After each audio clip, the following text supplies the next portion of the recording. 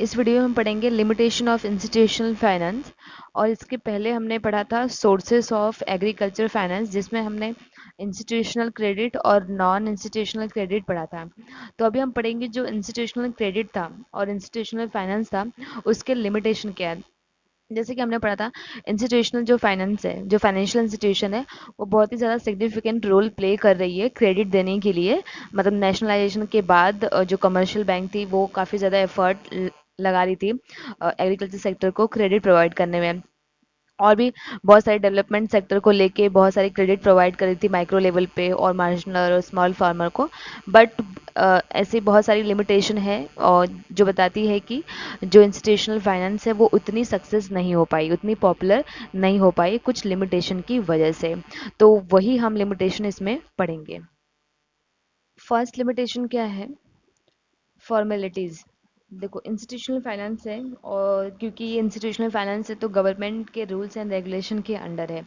और जो non institutional finance था वो ऐसे फॉर्मेलिटीज़ वगैरह के अंडर नहीं था। उसमें मनी लैंडर्स थे, लैंडलॉर्ड्स थे जो ईजिली फार्मर को क्रेडिट दे देते थे। बट ये इंस्टीट्यूशनल फाइनेंस है तो इसमें फॉर्मेलिटीज़ तो होंगी। तो ये एक लिमिटेशन में आ जाता है क्योंकि बहुत सारे फार्मर उतने पढ़े नहीं होते हैं, ठीक है, पढ़े लिखे नहीं होते, इलिटरेट होते हैं, तो उनको बहुत सारी फॉर्मेलिटी की वजह से वो इंस्टीट्यूशनल से क्रेडिट नहीं ले पाते फार्मिंग के लिए। A farmer is required to go through official formalities before obtaining a loan. ठीक है, देखो सीरीज लाइन लिखा है कि अगर फार्मर को लोन लेना है तो उसको ऑफिस में जाना पड़ेगा, विजिट करना पड़ेगा और बहुत सारी फॉर्मेलिटीज़ को कंप्लीट करना पड़ेगा, राइट, फुलफिल करना पड़ेगा। But with the vast number of the farmers being illiterate, ये एक इंपॉर्टेंट वर्ड है, इलिटरेट है, ज़्यादा से ज़्यादा जो फार्मर है वो क्या है, इलिटरेट है, तो उनको ये फॉर्मेलिटीज़ जो होती है वो समझ नहीं आती है। They are discourage from the approaching the institution. ठीक है, और इस वजह से, इस इलिटरेसी की वजह से उनमें डिस्करेजमेंट आ जाता है। ठीक है, वो डिस्करेज हो जाते हैं इंस्टीट्यूशन जाने के लिए। ठीक है, तो ये एक लिमिटेशन होता है जिसकी वजह से इंस्टीट्यूशनल क्रेडिट सारे फार्मर के पास नहीं पहुंच पाती। सेकंड क्या है? Security. Insisting on the collateral security creates a problem, especially when farmer neither owns the land or nor possesses proper ownership record। देखो सिक्योरिटी, जैसे कि ये पता होगा कि जब भी किसी से हम लोन लेते हैं, मतलब बैंक से अगर हम लोन लेते हैं तो हमें कुछ सिक्योरिटी एज अ कोलेटरल और मॉर्गेज के रूप में रखना पड़ता है, ठीक है, बैंक के पास। तो ऐसे कुछ प्रॉपर्टी पेपर या फिर कुछ ओनरशिप चीज़ें, असेट्स, ऐसे कुछ रखना पड़ता है बैंक के पास, फिर बैंक क्या करती है, लोन देती है, तो वो सिक्योरिटी होता है। बट जो फार्मर है वो पुअर है, उनका ओनरशिप नहीं है, ना ही उनके लैंड है, तो वो क्या और कौन सी प्रॉपर्टी रखेंगे और उसके बेस पे लोन लेंगे। तो ये एक प्रॉब्लम क्रिएट हो जाती है जो लिमिटेशन में आ गई है। थर्ड क्या है? Productive loans only. हाँ, और वही बैंक लोन देगी जो प्रोडक्टिव पर्पस के लिए रहेगा, मतलब खुद के खर्चे के लिए लोन नहीं मिलेगा। ठीक है, तो ये एक प्रॉब्लम आ जाती है। देखो क्या लिखा है, loans other than for productive purpose have not yet become popular. ठीक है, मतलब प्रोडक्टिव पर्पस के लिए ही लोन ले सकता है, मतलब फार्मिंग के, एग्रीकल्चर के लिए ही फार्मर लोन ले सकता है, अदर पर्पस के लिए लोन नहीं ले सकता। ले सकता है बट वो बहुत लिमिटेड है। Farmer required loan for consumption और the unproductive purpose such as social ceremonies like marriages और to meet the sickness expenditure.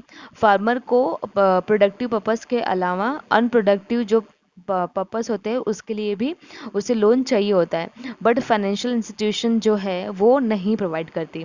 ठीक है, वहाँ पे लिखा हुआ है नहीं प्रोवाइड करती। अभी बीमार हो गए और शादी के लिए, राइट, और कोई भी फंक्शन हो जो अनप्रोडक्टिव पर्पस के लिए हो, तो वो उसके लिए लोन फाइनेंशियल इंस्टीट्यूशन से इजीली नहीं मिल पाता, right. For this requirement they still require to run to the money lenders. और ये सारे रिक्वायरमेंट के लिए उन्हें मनी लैंडर के पास जाना ही पड़ता है।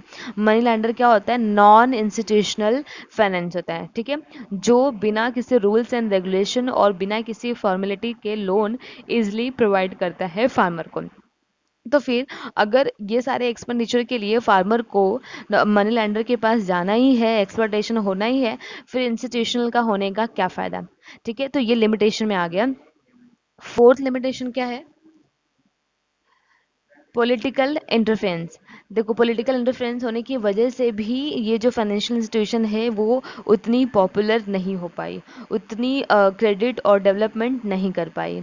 देखो financial institutions come under political pressure and are unable to function objectively and impartiality. ठीक है, देखो क्या बोला है कि जो फाइनेंशियल इंस्टीट्यूशन है वो पॉलिटिकल प्रेशर के अंडर रहती है। ठीक है, तो अगर वो प्रेशर में है, ठीक है, तो वो उतना ऑब्जेक्टिव मैनर में फंक्शन नहीं कर पाएगी। ठीक है, मतलब कि जो इंस्टीट्यूशन को जो काम करना है डेवलपमेंट के लिए वो नहीं कर पाएगी। क्यों? क्योंकि उसको उसको किसी रूल्स एंड रेगुलेशन के ऊपर चलना पड़ता है, जिसे हम बोलते हैं political pressures, right? Government loans are disbursed as directed by the political leaders and resulting in the large number of bad debts. अब यहाँ पे क्या बोला है? loans are disbursed as directed by political leaders.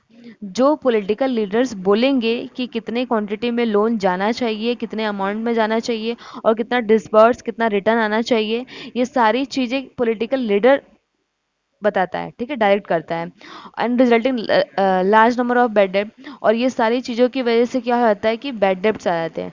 Bad debts मतलब ऐसे debts होते हैं जो कभी वापस नहीं आते। ठीक है, बैड डेब्ट्स हो जाता है मतलब खर्चे, मतलब डूब जाना पैसा। ठीक है, ऐसा हो जाता है। तो ये पॉलिटिकल प्रेशर की वजह से, पॉलिटिकल लीडर की वजह से जो फाइनेंशियल इंस्टीट्यूशन है वो खुद कोई ऑब्जेक्टिवली काम नहीं कर पाते हैं एग्रीकल्चर सेक्टर के लिए।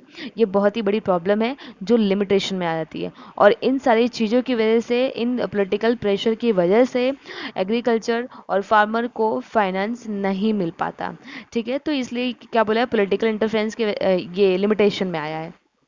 Okay, fifth, corruption and red tapism. देखो करप्शन एंड रेड टिपिज्म भी एक लिमिटेशन में एक बहुत बड़ी प्रॉब्लम है, सॉरी, इसमें इंस्टीट्यूशनल फाइनेंस में। Financial institution lending agriculture finance do not function transparently। ठीक है, ये वर्ड बहुत इंपॉर्टेंट है। देखो जो फाइनेंशियल इंस्टीट्यूशन है, जो भी लोन देते हैं, लैंडिंग मतलब क्या? लोन देना।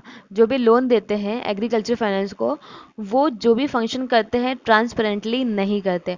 अब ट्रांसपेरेंटली का मतलब क्या होता है कि सारे के सारे इन्फॉर्मेशन क्या करना? डिस्क्लोज करना, राइट? मतलब ट्रांसपेरेंटली नहीं करने का मतलब क्या होता है कि वो लोग बहुत सारी चीज़ें छुपाते हैं। ठीक है, जो बहुत ही बड़ी प्रॉब्लम है इंस्टीट्यूशनल फाइनेंस में, क्योंकि red tapeism and corruptions creeps in especially when the borrowers are illiterate, ठीक है, and ignorant or incapable of influencing the decision of the bank officials। ठीक है, देखो बहुत ही अच्छी लाइनों में लिखा हुआ है रेड टेपिज्म एंड करप्शन होने से की वजह से क्या होता है, मतलब कौन कौन से फील्ड में होती है, राइट?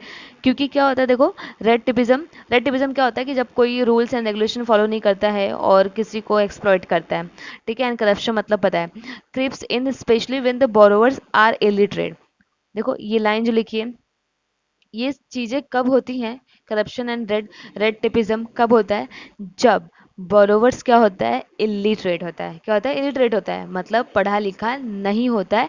तो ये करप्शन एंड रेड टिपिज्म और ये ट्रांसपेरेंटली जो नहीं दिखाते, वो लोग इन्फॉर्मेशन डिस्क्लोज नहीं करते, वो सारी के सारी केस इस चीज़ में ही होते हैं, इलिटरेट होने की वजह से। ठीक है, ये मेन प्रॉब्लम है किसी भी सेक्टर का। ठीक है, अगर लोग पढ़े लिखे नहीं होते हैं तो उनको आसानी से एक्सप्लॉइट किया जा सकता है, राइट? ऐसा होता है। और इलिटरेट है और क्या है? इग्नोरेंट। बहुत सारे लोग इग्नोर करते हैं उनको, अगर वो पढ़े लिखे भी होते हैं फिर भी वो इग्नोर करते हैं, वो इतना पढ़ते नहीं है टर्म्स एंड कंडीशन। तो ये भी एक प्रॉब्लम हो जाती है जो लिमिटेशन में आ जाती है। And incapable of influencing the decision of bank officer. और जो लोग हैं जो बैंक ऑफिशियल का जो भी डिसीजन है उसको चेंज नहीं कर सकते, उसको कुछ भी बोल नहीं सकते, राइट? तो ये सारी चीज़ों की वजह से क्या बढ़ता है? Corruption and red tapism. किस में? फाइनेंशियल इंस्टीट्यूशन में। ठीक है, जो इंस्टीट्यूशनल है, जो रूल्स एंड रेगुलेशन के अंडर है।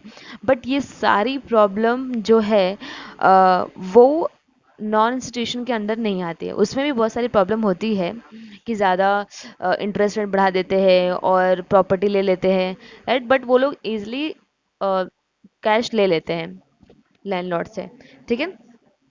तो प्रॉब्लम इंस्टीट्यूशनल में भी है और नॉन इंस्टीट्यूशनल में भी है, राइट। तो इन सारी चीज़ों की वजह से क्या होता है कि इफेक्ट किस पे पड़ता है, पुअर पीपल पे ही पड़ता है, जिसकी वजह से एग्रीकल्चर डेवलपमेंट नहीं हो पा रहा है। ओके, तो ये था लिमिटेशन ऑफ इंस्टीट्यूशनल फाइनेंस।